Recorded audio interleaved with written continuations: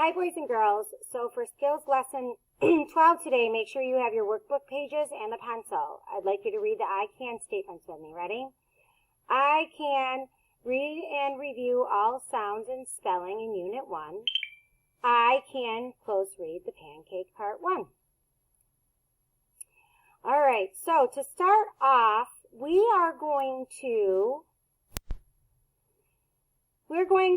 make a quick draft of The Hare and the Hedgehog. So the title we're going to put in here is The Hare and the Hedgehog.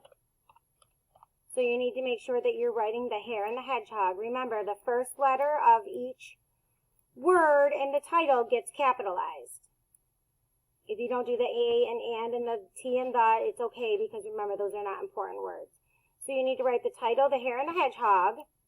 And the next thing we need to do is write the main characters. So the main characters are Hedgehog, Hedgehog's wife, and the hare. And again, make sure each of these names are capitalized because they are the names of the characters in our story.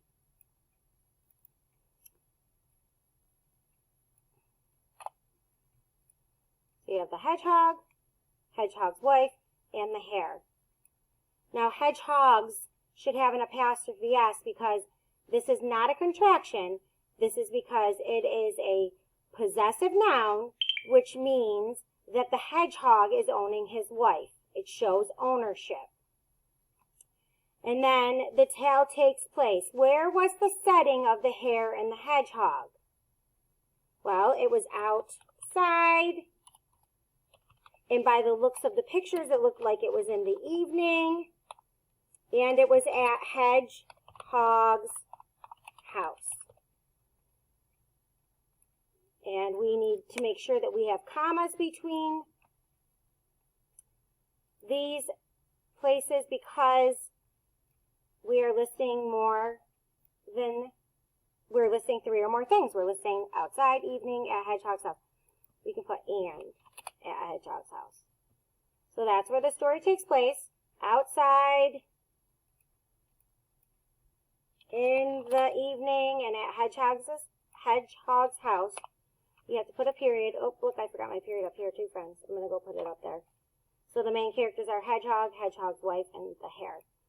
Let's go down here again. If you look at hedgehogs, this is a possessive noun. Think about what hedgehog is owning in this one. Yes, he's owning his house. Now, in the plot, we need to write what happens in the beginning, the middle, and the end. So, the first thing is, the hedgehog made a plan.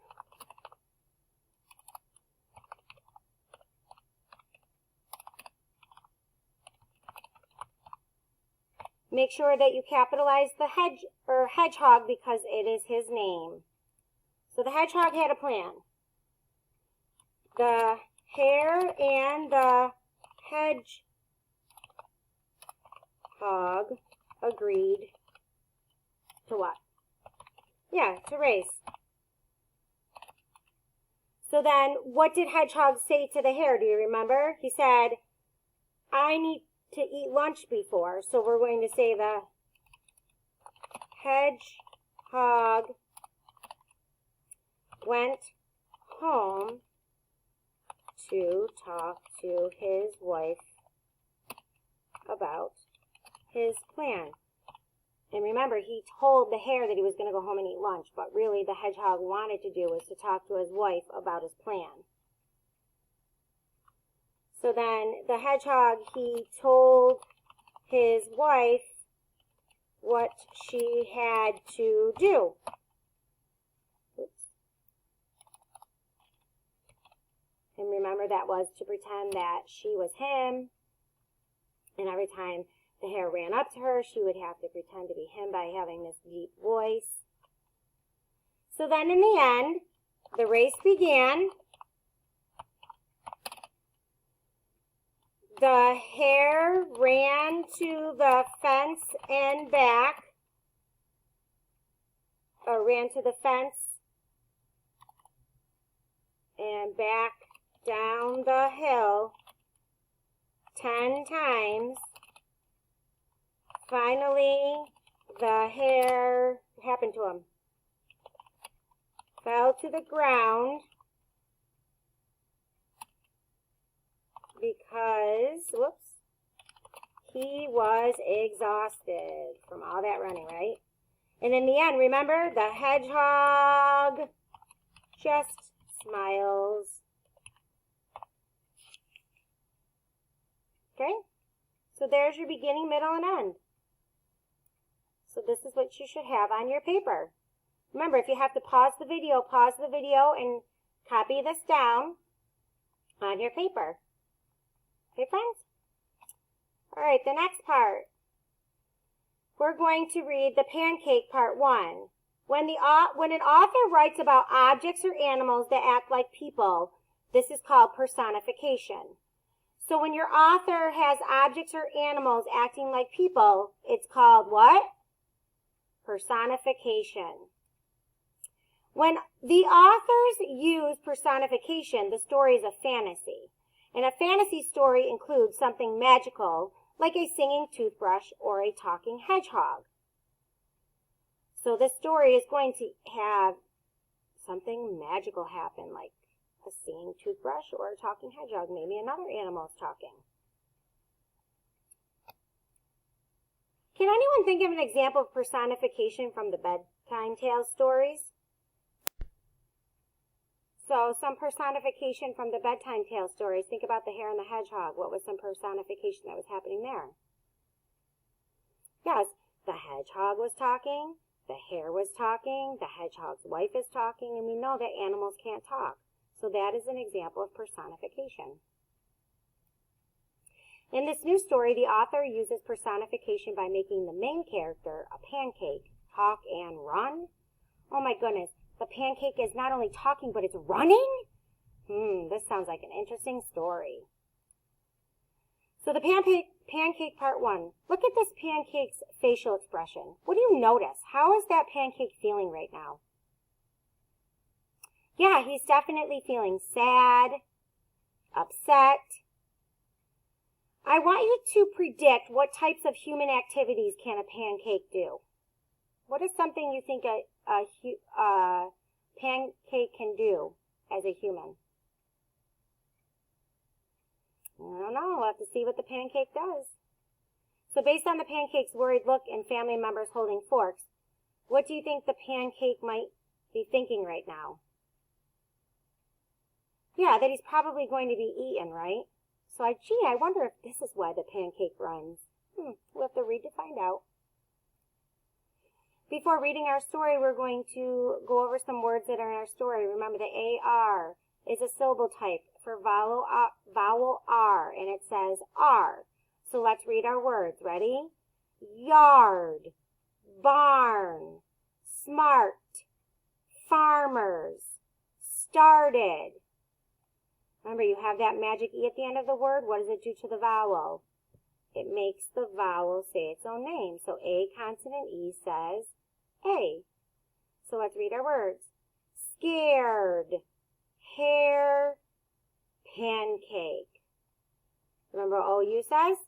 It's a diphthong because your mouth moves in 2 different ways. Ow. Outrun, shouted. OW is the same sound as OU. It's a diphthong because your mouth moves 2 different ways. It's ow. Down, plowing. And these are the 2-syllable words that are in our story today. Ready? Read them with me. Pancake, 7.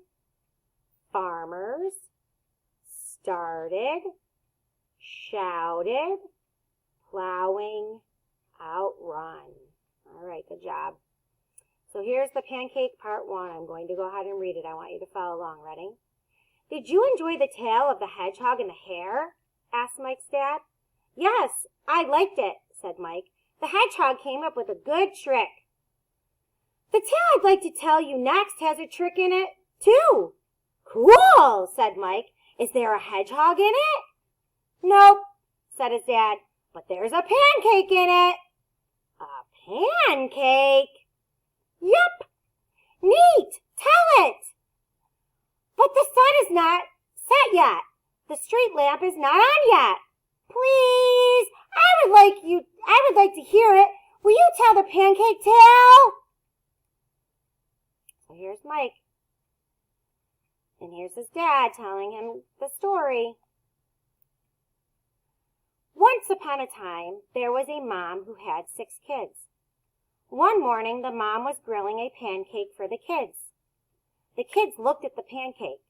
They got out their forks and started licking their lips. The pancake looked back at the kids. He was scared. He feared the kids would eat him. When the mom was not looking, the pancake jumped out of the pan and ran off.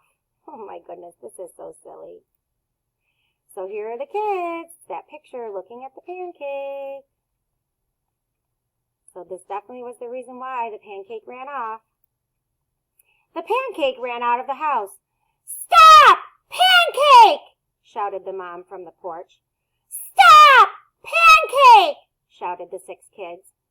All 7 of them chased the pancake as he ran out of the yard. But the pancake was too fast. He outran them all. Now look at his face. He doesn't look worried or scared anymore. He looks happy. So here are the kids yelling at the pancake and mom.